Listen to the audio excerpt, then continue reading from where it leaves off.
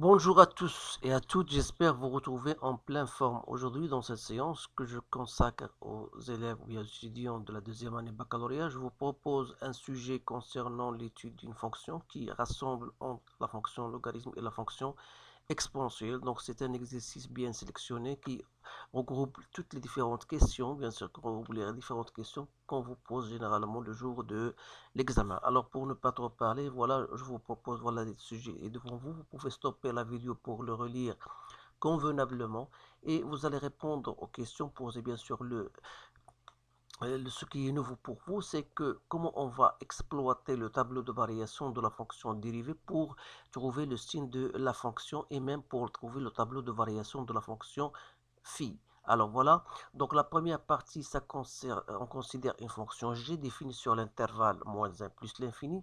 Vous avez g de x est égal à ln de 1 plus x moins l'exponentielle de x. Vous allez calculer la dérivée première et la dérivée seconde et vous allez étudier les variations de la fonction dérivée g'.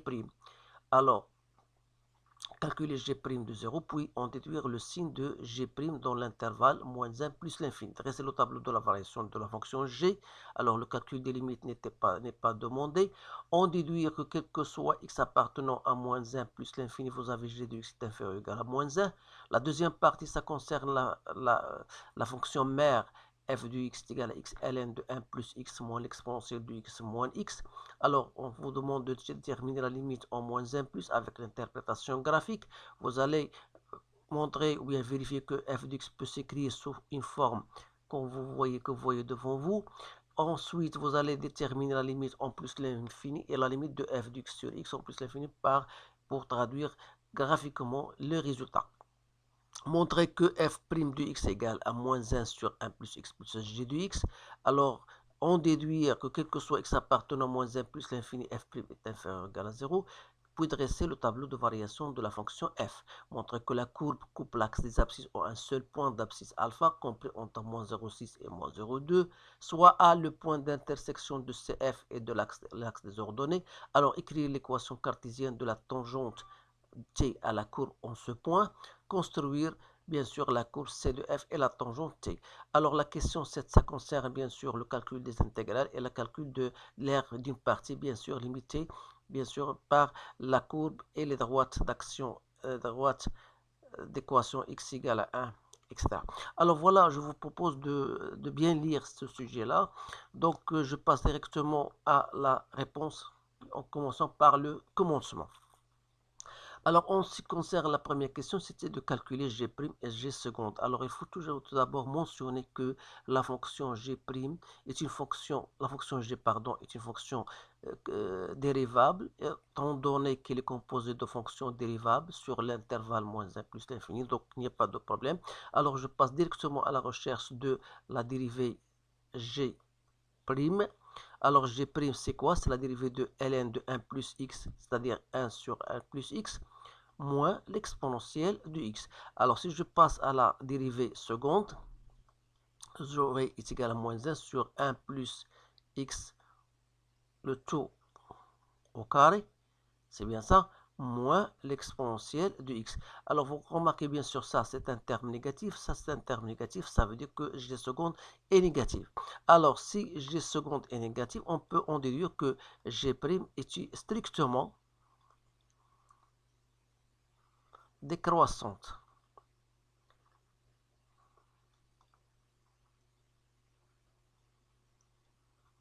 sur l'intervalle moins 1 plus l'infini. Alors, la question qui suit, c'était étudier la variation. Donc, on a répondu à cette question. Calculer g' de 0. Alors, si vous cherchez g' de 0, c'est quoi? C'est 1 moins 1, donc est égal à 0. Alors, puis on déduire le signe de la fonction g'. Alors, pour cette question, soit que vous dressez un tableau de variation pour la fonction g', ça c'est pour vous expliquer plus. Donc, vous avez x et vous avez ici, on a parlé de la dérivée seconde du x et vous avez g' de x. Alors, puisqu'on travaille dans l'intervalle moins 1 plus l'infini, alors, donc vous avez g seconde il est toujours négatif, ça veut dire que la fonction g' est décroissante, donc les limites ne sont pas demandées. Ce qui nous intéresse le plus, c'est qu'il existe un certain point 0, tel que g' de 0 est égal à 0. Cela, bien sûr, va nous intéresser pour dire que si je vous cherchez, par exemple, g de moins 1, 0. Donc, puisqu'il s'agit d'une fonction décroissante, et même si vous allez chercher la limite, c'est très facile de chercher même la limite au moins 1 plus, ça c'est plus l'infini, ça c'est moins l'infini. Donc, c'est-à-dire que g de moins 1, 0, ça sera égal à quoi? Égal à 0 plus l'infini. Et g de 0 plus l'infini, donc c'est quoi? C'est moins l'infini, 0.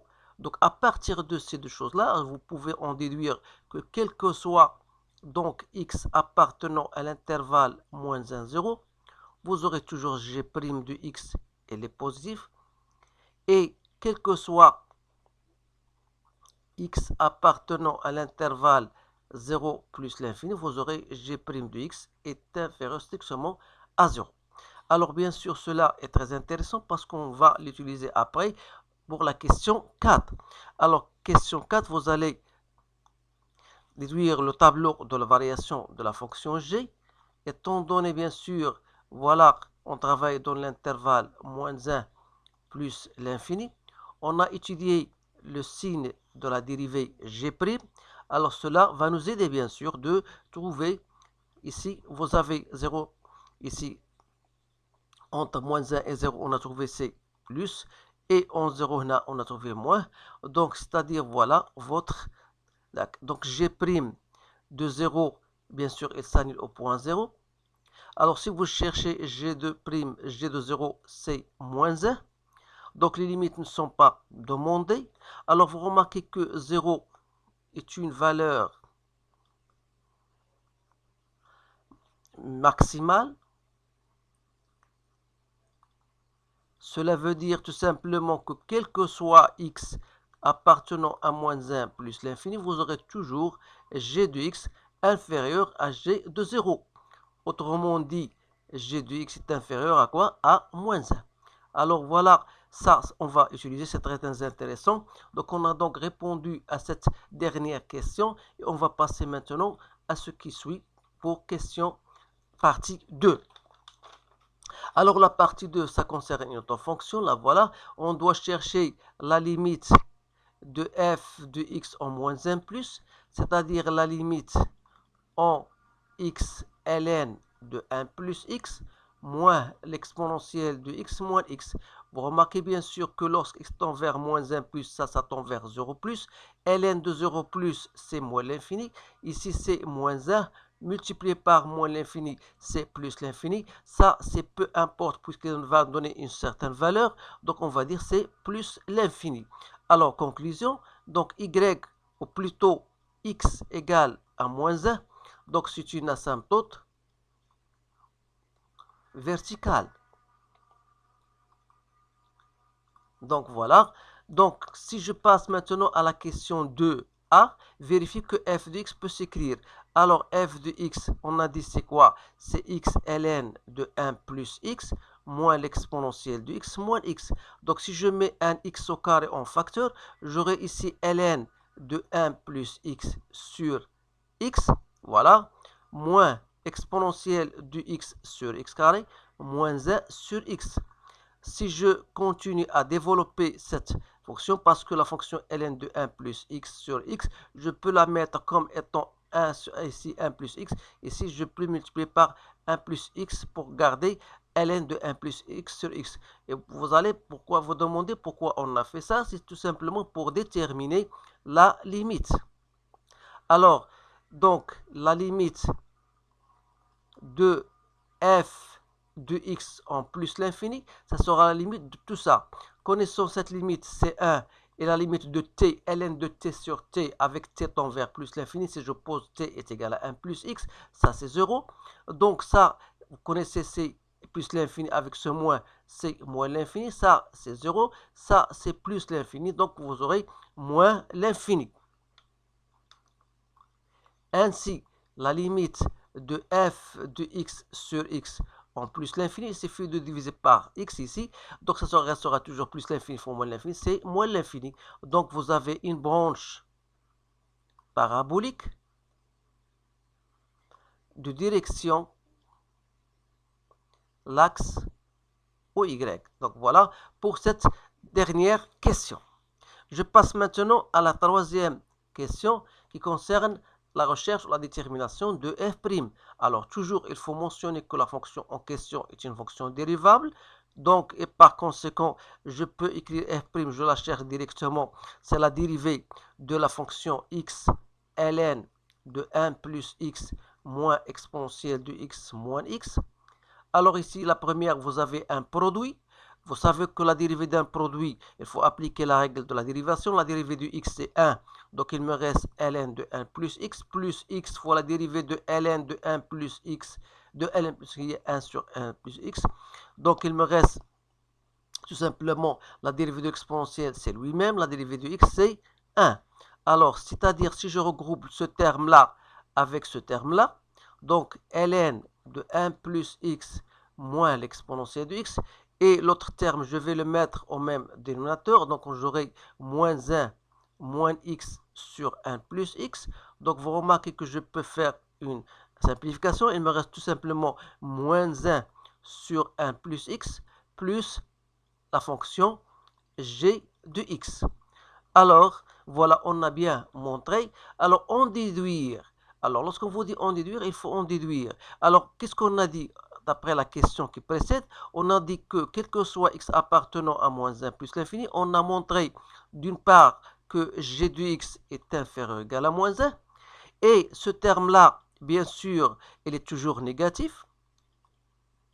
Alors, si je fais la somme des deux, c'est-à-dire il sera négatif, c'est-à-dire que f' de x sera négatif. Alors voilà comment on traite les différents types de questions. Il faut savoir comment manipuler vos connaissances. Alors on va dresser maintenant le tableau de variation, étant donné que f' de x est positif, c'est-à-dire que la fonction est strictement décroissante, d'où notre tableau de variation.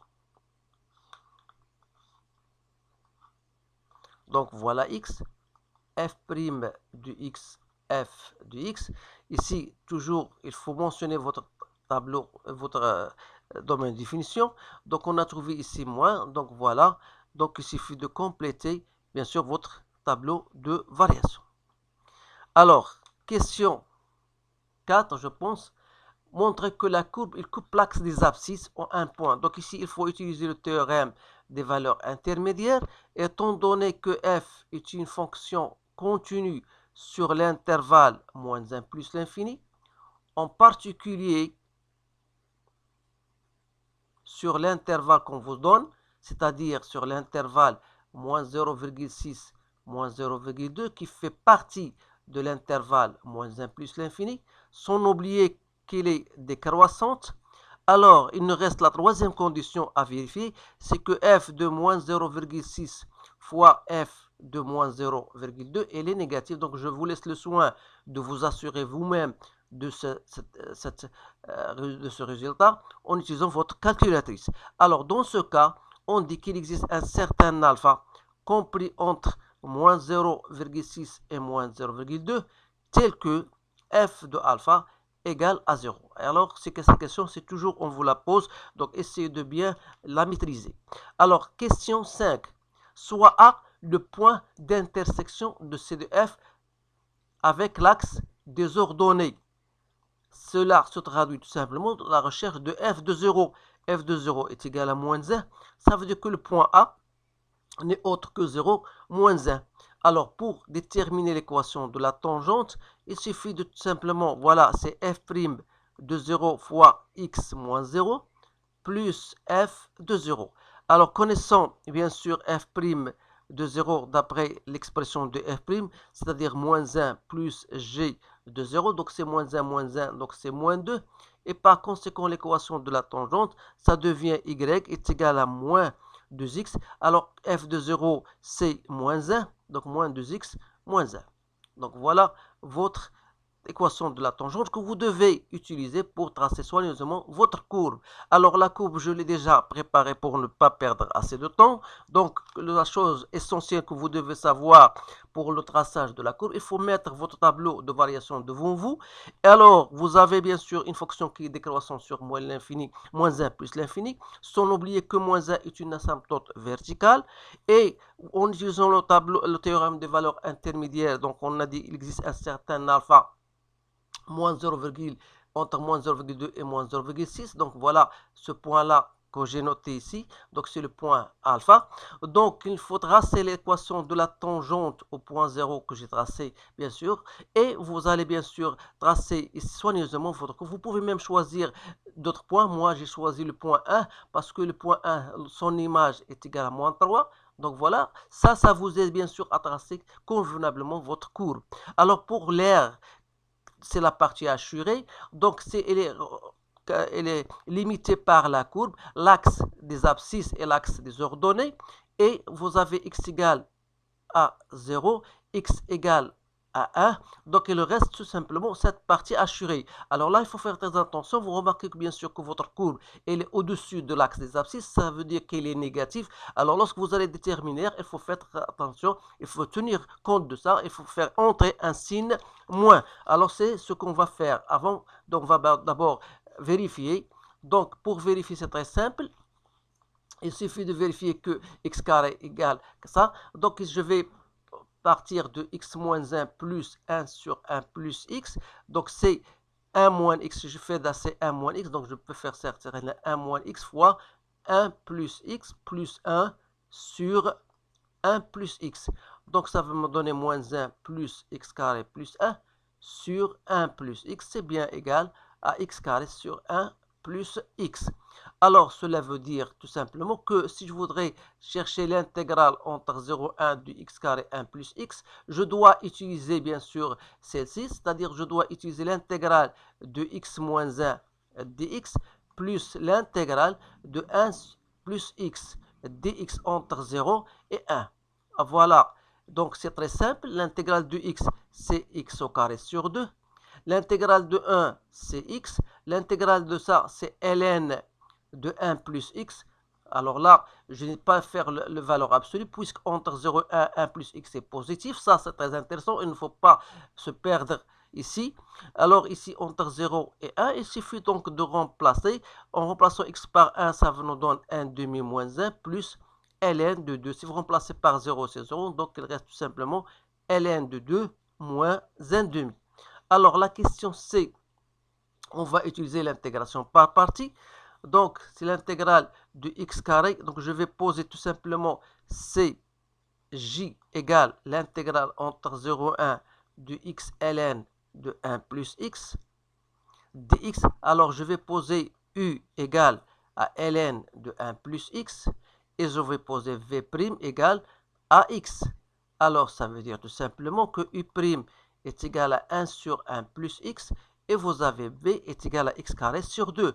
Alors j est égal à u fois v, c'est-à-dire x carré sur 2 ln de 1 plus x. Donc vous devez apprendre la formule de l'intégration par partie.